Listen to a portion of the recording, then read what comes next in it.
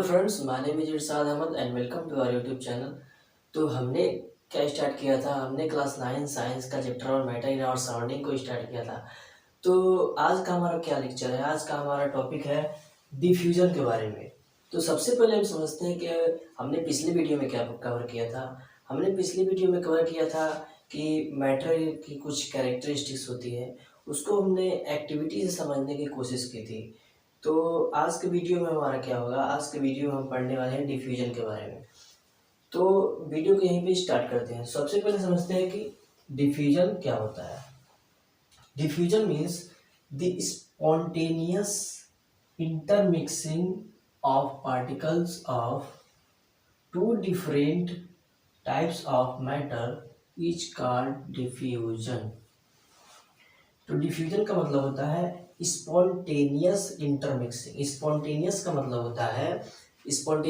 होता है कि कोई भी चीज़ बिना प्लानिंग के जो है अपने आप हो जाए, बिना किसी उसमें जो है बिना कुछ दखलंदाजी के वो अपने आप हो जाए। तो इसका मतलब होता है स्पॉन्टेनियस, बहुत तेज़ी से अपने आप हो जाए। तो यहाँ पे क्या है, spontaneous intermixing of particles means particles का एक दूसरे के साथ मिलना और वो स्पॉन्टेनियस मिलना of two different types of matter. Means दो डिफरेंट टाइप्स ऑफ मैटर के पार्टिकल्स का स्पॉन्टेनियस इंटरमिक्सिंग हमारा डिफ्यूजन कहलाता है। दो डिफरेंट टाइप्स ऑफ मैटर के पार्टिकल्स का स्पॉन्टेनियस इंटरमिक्सिंग हमारा डिफ्यूजन कहलाता है। जैसे आपका दिया है अरोमा ऑफ परफ्यूम।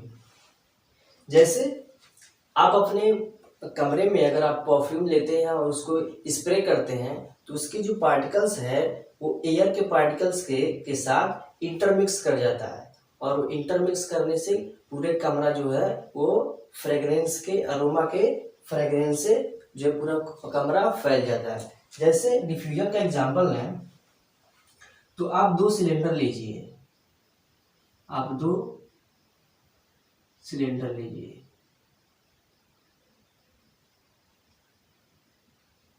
और ये दोनों सिलेंडर को आप ज्वाइन कर दीजिए। और ज्वाइन करने के बाद क्या करिए, ये इसमें गैस है और इसमें भी गैस है। अगर इसको आप इस ओपनिंग को ओपन कर देंगे तो ये जो इसकी गैस है, इस सिलेंडर की गैस है, वो इस सिलेंडर के साथ इंटरमिक्स कर जाएगा और वो बहुत स्पॉन्टेनियस इंटरमिक्सिंग होगा पार्टिकल्स का। जैसे आप इसको ओपन करेंगे तो इसकी जो गैस है वो इसमें चली जाएगी और इसकी जो गैस है वो इस सिलेंडर में जो है इंटरमिक्स कर जाएगी। तो ये हमारा जो है डिफ्यूजन कहलाता है। दूसरा एग्जांपल है smell of hot sizzling food. जैसे कि आप कमरे में बैठे हुए हैं और किचन में कोई भी फूड बनता है तो हमें वो कैसे पता चल जाता है, वो डिफ्यूजन के कारण ही पता चलता है। जैसे आप अपने कमरे में बैठे हुए हैं, आप पढ़ रहे हैं, तो किचन में जो है आप कोई भी जो है फूड बन रहा है तो आपको कैसे पता चल जाता है। जैसे ही वहाँ पे भोजन जो है उसको पकाया जाता है तो उसके जो पार्टिकल्स हैं वो एयर के मॉलिक्यूल के पार्टिकल से वो इंटरमिक्स कर जाते हैं और हमारे तक पहुंचते हैं, जिससे हम पता कर देते हैं। तो सबसे पहले समझते हैं, जैसे कि आपका जो है वो फूड जो है उसको कुक करते हैं तो क्या होता है कि जो रेट ऑफ डिफ्यूजन होता है वो ज़्यादा हीट करने से जो रेट ऑफ डिफ्यूजन होता है वो इंक्रीज कर जाता है। और जब रेट ऑफ डिफ्यूजन इंक्रीज होगा जो पार्टिकल्स का एनर्जी होगा वो हाई हो जाएगा। मीन्स हाई टेम्परेचर से जो पार्टिकल्स होंगे उसके पास मोर काइनेटिक एनर्जी आ जाएगी, और ज़्यादा काइनेटिक एनर्जी आने से जो फूड की जो मॉलिक्यूल्स होंगे वो ज़्यादा दूर तक पहुँचेंगे, और ज़्यादा दूर तक पहुँचने तक वो हमारे तक भी पहुँचेंगे एयर के थ्रू, और उसको हम स्मेल करेंगे तो हमको पता चल जाएगा कि कहाँ क्या बन रहा है। तो इस तरह से हम पता कर सकते हैं smell of hot sizzling food. तीसरा एग्जांपल आता है smell of burning incense stick. जैसे आप अपने कमरे में कहीं भी कोने में आप जो है अगरबत्ती को आप 2 स्टिक अगरबत्ती को आप जला देते हैं तो पूरा कमरा जो है फ्रेगनेंस से भर जाता है। तो जैसे आप वहाँ पे जलाते हैं, जैसे ही इंसेंस स्टिक आप उसको एक कमरे में जलाते हैं तो उसकी जो एयर, उसकी गैस के जो मॉलिक्यूल्स होंगे वो एयर के मॉलिक्यूल से इंटरमिक्स कर जाएंगे और इंटरमिक्स करने से पूरा कमरा फ्रेगनेंस से भर जाएगा। तो इस तरह से हमारा हो गया डिफ्यूजन का ये तीनों एग्जाम्पल। अब समझते हैं 2 इंपॉर्टेंट पॉइंट्स। तो एक है the space between molecules is called intermolecular space. जैसे हमने सॉलिड में पढ़ा था कि सॉलिड के जो पार्टिकल्स होते हैं वो कॉम्पैक्टली एक दूसरे के साथ अरेंज्ड होते हैं, उसमें कोई भी गैपिंग नहीं होता है। और गैस में थोड़े थोड़े सॉलिड से कंपेयर करें तो थोड़े दूर होते हैं, जबकि सॉलिड से कंपेयर करें लिक्विड को थोड़े दूर होते हैं लिक्विड में, जबकि गैस के जो पार्टिकल्स होते हैं वो बहुत ही ज़्यादा दूर दूर होते हैं। तो ये पार्टिकल्स के बीच में जो स्पेस होता है इसी को बोलते हैं इंटरमॉलिक्यूलर स्पेस। तो ये आपको क्लियर है कि द स्पेस बिटवीन मॉलिक्यूल्स, जो मॉलिक्यूल्स के बीच में जो स्पेस होता है उसको बोलते हैं इंटरमॉलिक्यूलर स्पेस। जबकि इंटरमॉलिक्यूलर फोर्स क्या होता है? The force that exist between particles is called intermolecular force. तो 2 पार्टिकल्स के बीच में जो फोर्स लगता है उसको बोलते हैं इंटरमॉलिक्यूलर फोर्स। जैसे आप यहाँ देख रहे हैं, यहाँ पे फोर्स जो इंटरमॉलिक्यूलर फोर्स वो सॉलिड के कंपैरेटिवली यहाँ पे कम है, जबकि सॉलिड के पार्टिकल्स जो हैं एक दूसरे को कंपैक्टली वो पकड़े हुए हैं। फोर्स ऑफ अट्रैक्शन उसमें कैसा है?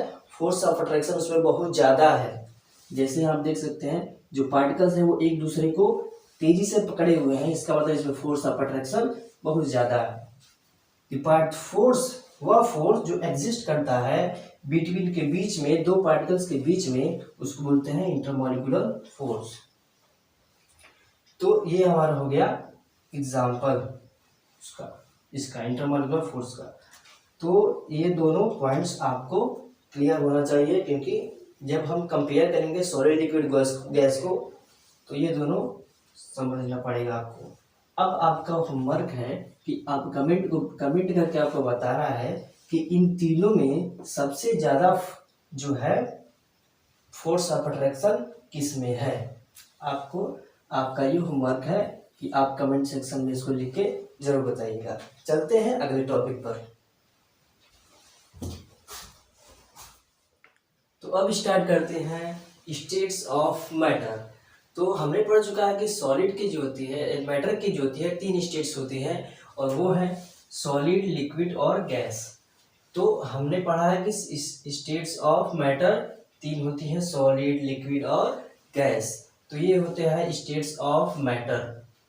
अब हम क्या करने वाले हैं, अब कुछ प्रॉपर्टीज से के हिसाब से हम जो है अकॉर्डिंग हम सॉलिड, लिक्विड, गैस को हम क्या करेंगे, डिफरेंशिएट करेंगे इसको हम। तो सबसे पहला प्रॉपर्टीज हम यहाँ पे हमने प्रॉपर्टीज लिखना है। प्रॉपर्टीज जो है हम यहाँ पे देखेंगे, और कंपैरिजन है सॉलिड, लिक्विड, गैस का हम इसमें देखेंगे। ये हमारी प्रॉपर्टीज, ये है सॉलिड, लिक्विड, गैस की प्रॉपर्टी। तो सबसे पहले प्रॉपर्टीज जो है वो है शेप एंड वॉल्यूम। शेप और वॉल्यूम की बात करें तो शेप का मतलब होता है कि आकार। जैसे एक मार्कर है जिसकी एक आकार है, और ये जितना भी जो है ये इसका भी एक वॉल्यूम भी होता है। तो जो शेप की बात करें और वॉल्यूम की बात करें सॉलिड में, तो they have definite shape and volume. इनकी जो होती है सॉलिड में, इसकी डेफिनिट शेप होती है, इसकी शेप चेंज नहीं हो सकती, और डेफिनिट वॉल्यूम, और इसकी वॉल्यूम जो होती है वो भी डेफिनिट होती है। और जबकि लिक्विड की बात करें तो नो डिफरेंट शेप, इसकी नो डिफरेंट शेप होती है बट डिफरेंट वॉल्यूम। इसकी डिफरेंट शेप नहीं होती लेकिन इसका वॉल्यूम जो होता है वो डेफिनेट होता है। जैसे आप एक बीकर लेंगे, बीकर में अगर किसी भी ग्लास में आप वाटर लिए हैं, उस ग्लास के वाटर को अगर हम बीकर में पुट करते हैं तो जो ग्लास की आकार होगी, जिसमें ग्लास में जो पानी होगा, अगर उस बीकर में हम डालते हैं तो उस बीकर की शेप में जो होता है वो चेंज हो जाए वाटर। इसका मतलब वाटर की जो होती है वो डिफरेंट शेप नहीं होती, पर उसका डिफरेंट वॉल्यूम होता है। जितना वाटर उस ग्लास में था उतना ही वाटर उस जो है बीकर में होगा। जबकि गैस की बात करें, no different shape and volume, इसका ना तो डिफरेंट शेप होता है और ना ही डिफरेंट वॉल्यूम होता है। अब दूसरा आता है कंप्रेसिबिलिटी। तो कंप्रेसिबिलिटी का मतलब होता है किसी भी ऑब्जेक्ट पर जब जो हम प्रेशर लगाते हैं तो उसमें जो चेंजेस आते हैं उसको बोलते हैं कंप्रेसिबिलिटी।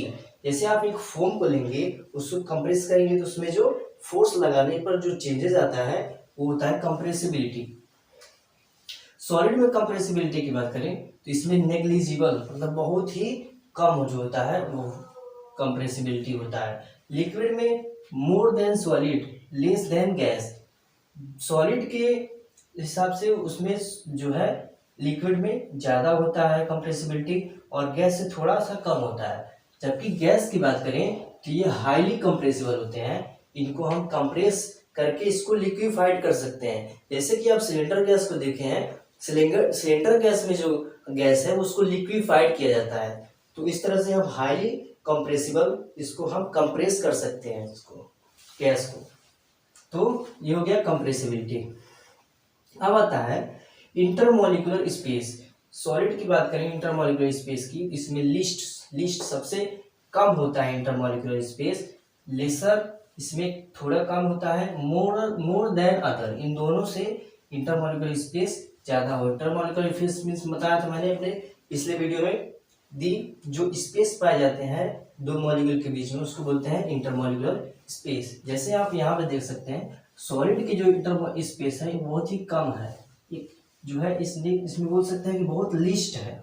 जबकि लिक्विड की बात करें इसमें थोड़े से कम है स्पेस है, देखिए थोड़ा सा स्पेस इसमें पाए जाते हैं। जबकि गैस की बात करें तो इसमें जो है वो ज़्यादा स्पेस मोर देन अदर ये दोनों से ज़्यादा इसमें होता है, गैस में ज़्यादा स्पेस होता है। अब आता है इंटरमॉलिक्यूलर फोर्स। जैसे मैंने आपको बताया था कि जो पार्टिकल्स के बीच में जो फोर्स एग्जिस्ट करता है उसको बोलते हैं इंटरमॉलिक्यूलर फोर्स। तो जो सॉलिड होता है इसमें इंटरमॉलिक्यूलर फोर्स जो होता है वो बहुत ही स्ट्रांग होता है, वेरी स्ट्रांग। लिक्विड में लेसर स्ट्रांग थोड़ी कम होते हैं। जबकि गैस की बात करें इसमें वीक होते हैं। जैसे आप देख सकते हैं यहाँ पे जितने भी जो है फोर्स इंटरमॉलिक्यूलर फोर्स जो है सॉलिड में बहुत ज़्यादा है। इसमें पार्टिकल जो कम्पैक्टली जो है वो अरेंज्ड है, इसमें थोड़े से दूर है। इस गैस में ज़्यादा फोर्स ऑफ अट्रैक्शन नहीं है, इसमें बहुत सारे दूर है, बहुत ज़्यादा दूर है पार्टिकल्स, तो इसमें सबसे वीक होगा। अब बात करें काइनेटिक एनर्जी की, तो एनर्जी की बात करें काइनेटिक एनर्जी सॉलिड में जो होता है बहुत ही नेग्लिजिबल होता है, बहुत ही कम होता है जो है काइनेटिक एनर्जी। लिक्विड में मोर देन सॉलिड से ज़्यादा होता है, लेस देन गैस। सॉलिड के सॉलिड से कंपेयर करें तो काइनेटिक एनर्जी गैस का सॉलिड से ज़्यादा होता है, जबकि गैस से थोड़ा सा कम होता है। और जो गैस में काइनेटिक एनर्जी बहुत ही हाई होता है। अब बात करते हैं डिफ्यूजन की। डिफ्यूजन का मतलब अपने पिछली वीडियो में बताया था मैंने, the spontaneous intermixing of particles of two different types of matter is called diffusion. दो डिफरेंट टाइप्स ऑफ पार्टिकल्स के जो है उसको स्पॉन्टेनियस इंटरमिक्सिंग होता है, उसको हम डिफ्यूजन बोलते हैं। तो आप डिफ्यूजन की बात करें तो सॉलिड में होता है नो डिफ्यूजिबिलिटी, इसमें डिफ्यूजिबिलिटी जो है वो नहीं होती है। जबकि लिक्विड की बात करें स्लाइड डिफ्यूजिबिलिटी, इसमें डिफ्यूजन की बात करें तो थोड़ी सी कम होती है। अगर गैस की बात करें तो हाई डिफ्यूजिबिलिटी, सबसे ज़्यादा डिफ्यूजन शो करने वाली जो स्टेट्स होती है वो होता है गैस। तो ये था हमारा कंपेरिजन जो कि आता है सॉलिड लिक्विड गैस के बारे में। ये ज़्यादातर एग्जाम में पूछे जाते हैं, तो आप यहाँ से इसको लिख सकते हैं, इसका स्क्रीनशॉट आप यहाँ से ले सकते हैं स्क्रीनशॉट। तो ये था हमारा स्टेट्स ऑफ मैटर यहाँ पे कंपैरिजन। तो आज का वीडियो यहीं पे जो है वो समाप्त करते हैं। अगला वीडियो में अगली टॉपिक को जो है डिस्कस करेंगे। अगर आप पिछली वीडियोस को नहीं देखे हैं तो आज आप उस वीडियो को देखने के बाद इस वीडियो को जरूर देखें। Thank you for watching this video. अगर आपको वीडियो अच्छा लगता है तो इस वीडियो को लाइक जरूर करें।